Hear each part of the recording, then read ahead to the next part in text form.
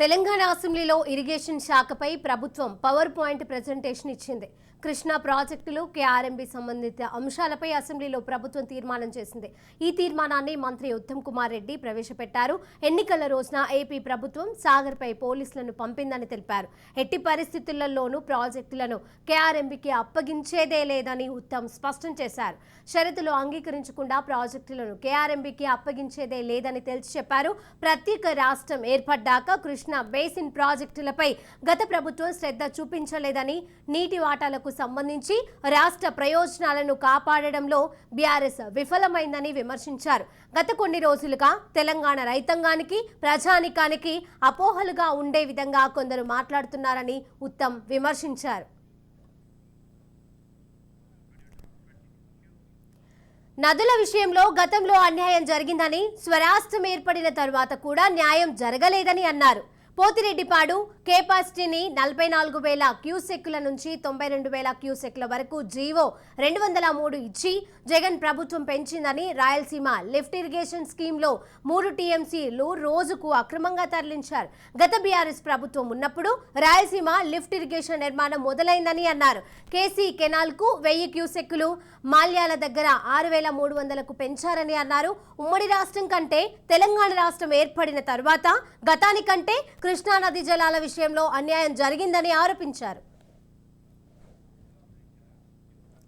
2004 నుంచి 2014 వరకు అక్రమంగా శ్రీశైలం రిజర్వాయర్ 10,655 టీఎంసీలు వస్తే 727 టీఎంసీలు అవుట్ సైడ్ డైవర్ట్ అయ్యాయని ఉత్తమ్ కుమార్ రెడ్డి తెలిపారు. తెలంగాణ ఏర్పడ్డ తర్వాత 2014 నుంచి 2024 వరకు శ్రీశైలం ప్రాజెక్టు ఇంట్లో 8,993 టీఎంసీలుగా ఉంటే 1,200 టీఎంసీలు డైవర్ట్ అయ్యాయని ఆరోపించారు.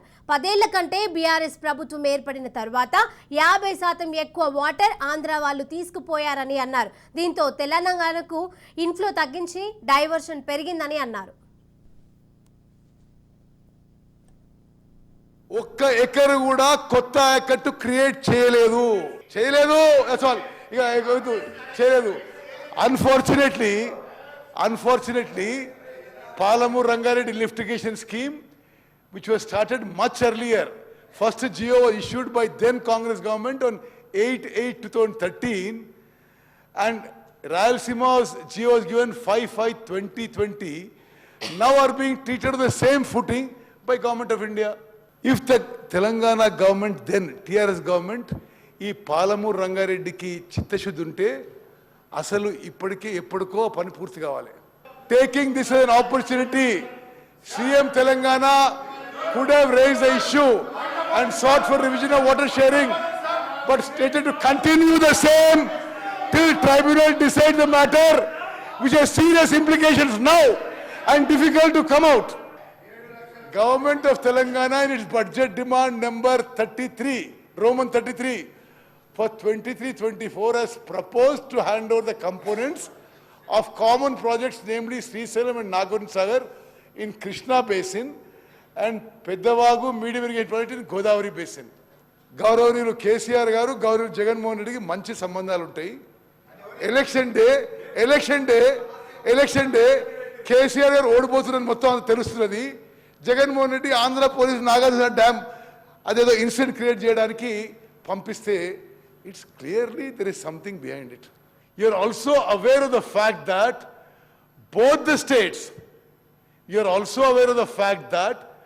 both the states have agreed in principle to hand over the control of common projects, that is Srisailam and NSP, in terms of Gazette notification 15 July 21.